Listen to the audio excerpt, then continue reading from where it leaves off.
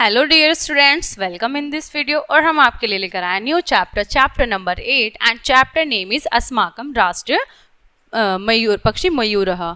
तो अस्माकम अर्थात हमारा और राष्ट्र पक्षी अर्थात नेशनल बर्ड, ठीक है। और मयूर होता है मोर। तो हमारा जो नेशनल बर्ड है पीकॉक, उसके बारे में यहाँ पर बताया जाएगा। हमारा राष्ट्र पक्षी मोर।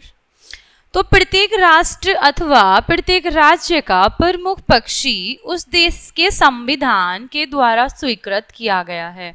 तो देखिए, जो सभी अलग अलग कंट्रीज हैं, तो उन्हीं के अकॉर्डिंग, उनके कंट्री के अकॉर्डिंग सभी के क्या है, अपने अपने नेशनल बर्ड हैं, ठीक है। तो सभी के प्रमुख पक्षी हैं और उस राज्य का प्रमुख पक्षी क्या है, उस देश के संविधान के द्वारा एक्सेप्ट किया गया है, ठीक है। तो भारत देश का भी अपना एक पक्षी है।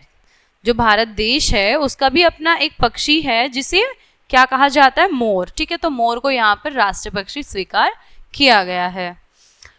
भवन्तः सर्वे पर्यावरणस्य महत्वं जानन्ति। भवन्तः अर्थात आप और सर्वे अर्थात सभी। तो आप सभी पर्यावरण से अर्थात पर्यावरण का महत्व अर्थात महत्व इंपॉर्टेंट उसकी, और जानती अर्थात जानते हो। तो आप सभी पर्यावरण के महत्व को जानते हो। पर्यावरणम तु प्राकृतिकम वातावरणम भवति। पर्यावरण ही प्राकृतिक वातावरण है या होता है, ठीक है। मानवः स्वभावेन प्रकृति प्रेमी भवन्ति। और मानव अर्थात मनुष्य स्वभावेन अर्थात स्वभाव से ही प्रकृति प्रेमी अर्थात प्रकृति का प्रेमी होता है, ठीक है। तो मानव स्वभाव से ही प्रकृति का प्रेमी है। ते प्रकृते स्वच्छम सुगंधितम वातावरणे सुखम शांतिम च अनुभवन्ति, ठीक है। ते प्रकृते स्वच्छम सुगंधितम वातावरणे सुखम शांतिम च अनुभवन्ति। और वो क्या करते हैं, प्रकृति को स्वच्छ और सुगंधित, ठीक है, जो खुशबूदार होती है, ऐसे वातावरण में सुख और शांति का अनुभव करते हैं। पादपेषु पुष्पाणि विकसन्ति। पादपेषु अर्थात पौधों पर, पुष्पाणि अर्थात फूल बहुत सारे, विकसन्ति अर्थात खिलते हैं, तो पौधों पर फूल खिलते हैं। वातावरणम सुगंधितम भवति। और वातावरण सुगंधित होता है, ठीक है, खुशबूदार, अच्छा महकदार होता है। वृक्षेषु आगत्य पक्षिणः कलरवम कुर्वन्ति। तो वृक्षेषु अर्थात वृक्षों पर, पेड़ों पर, आगत्य अर्थात आकर, पक्षिणः अर्थात पक्षियां बहुत सारे, और पक्षियों कलरवम कुर्वन्ति, कलरव करना अर्थात जो उनका चहचहाना होता है, ठीक है। तो वृक्षों पर आकर पक्षी कलरव करते हैं, बोलते हैं। वनेषु वर्षागमन काले मयूरः नृत्यं कुर्वन्ति।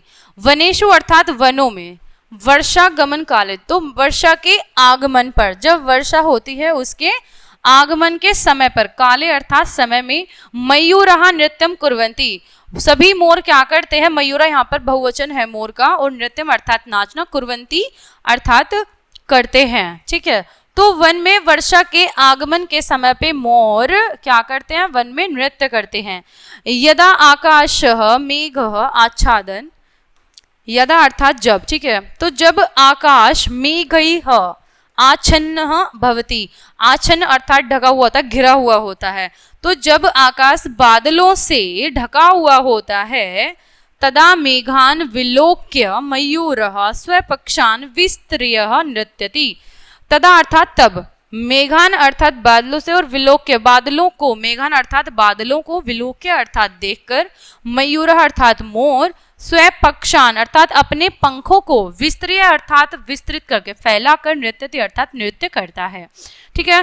तो बादलों को देखकर मोर अपने पंखों को फैलाकर नृत्य करता है। वातावरणे अपूर्वस्य छटाम विकिरति, ठीक है। वातावरण की अपूर्व छटा, विकिरति अर्थात विस्तृत, फैली हुई। अस्माकं ग्रंथेषु मयूरस्य, अस्माकं ग्रंथेषु मयूरस्य महत्वं प्राप्यते। अस्माकम अर्थात हमारे, ग्रंथेषु जो हमारे ग्रंथ हैं, वेद ग्रंथ, उपनिषद, मयूर से अर्थात मोर का महत्वम प्राप्यते। प्राप्यते अर्थात मिलता है, प्राप्त होता है, देखने को मिलता है। तो हमारे ग्रंथों में मोर का महत्व देखने को मिलता है या महत्व प्राप्त होता है। भगवतः शिवस्य ज्येष्ठस्य पुत्रस्य कार्तिकेयस्य वाहन मयूरः अस्ति। तो देखिए, अब यहाँ पे वाहन बताया गया है मोर को, किसका, भगवतः अर्थात भगवान, शिवस्य अर्थात शिव का, ज्येष्ठ अर्थात बड़ा, ज्येष्ठस्य अर्थात जेठ का, शिवस्य ज्येष्ठस्य यानी कि जेठ और पुत्र से अर्थात पुत्र का, कार्तिकेय अर्थात जो कार्तिकेय पुत्र है, शिव जी के बड़े पुत्र कार्तिकेय यस्य अर्थात कार्तिकेय का वाहन मयूरः अस्ति, मयूर मोर वाहन है। तो भगवान शिव के ज्येष्ठ पुत्र कार्तिकेय का वाहन मोर है। श्री कृष्ण मयूरस्य पक्षैः एव मुकुटम निर्माय धारयन्ति।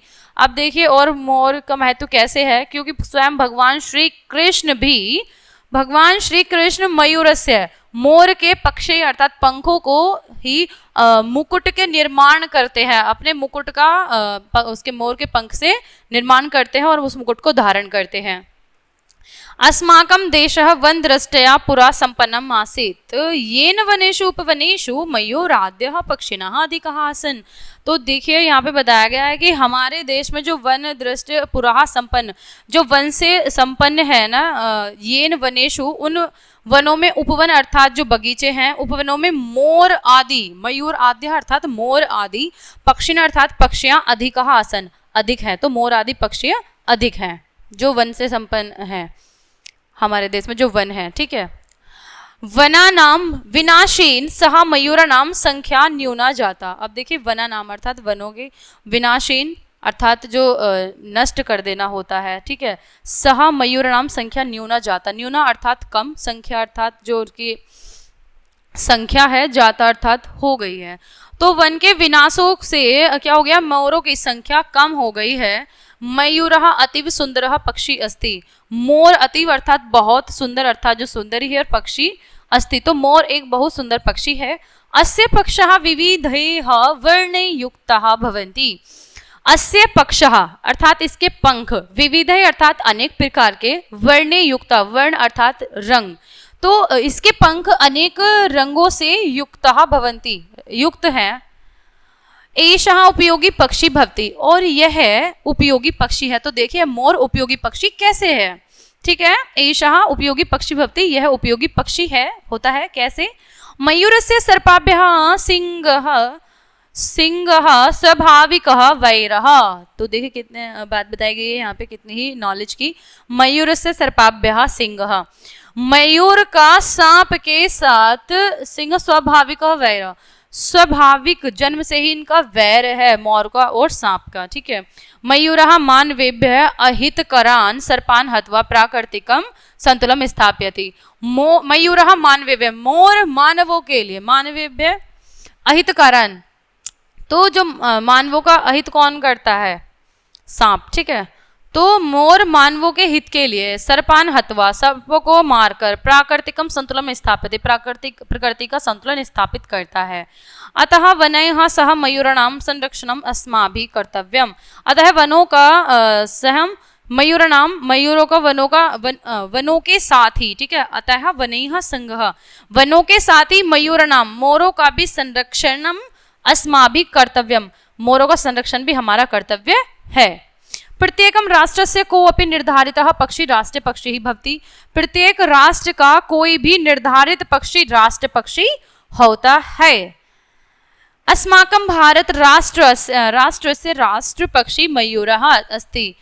अस्माकम अर्थात हमारे भारत, अर्थात भारत हमारा देश, राष्ट्र से राष्ट्र का, राष्ट्र अर्थात राष्ट्र पक्षी मोर है, तो हमारे भारत राष्ट्र का राष्ट्र पक्षी मोर है। तो यहाँ पे मोर का महत्व बताया गया है। जो हमारा राष्ट्र पक्षी मोर है वो राष्ट्र पक्षी क्यों है, क्योंकि वो एक बिल्कुल ही यूनिक है, अलग है, इसलिए तो यहाँ पे मोर को ही राष्ट्र पक्षी स्वीकार किया गया, क्योंकि भगवान खुद, जो स्वयं भगवान शिव के ज्येष्ठ पुत्र कार्तिकेय का वाहन है, और जो भगवान श्री कृष्ण है उसको अपने मुकुट निर्माण करके उसको धारण करने वाले हैं, उसके पंखों, तो वो विशेष है।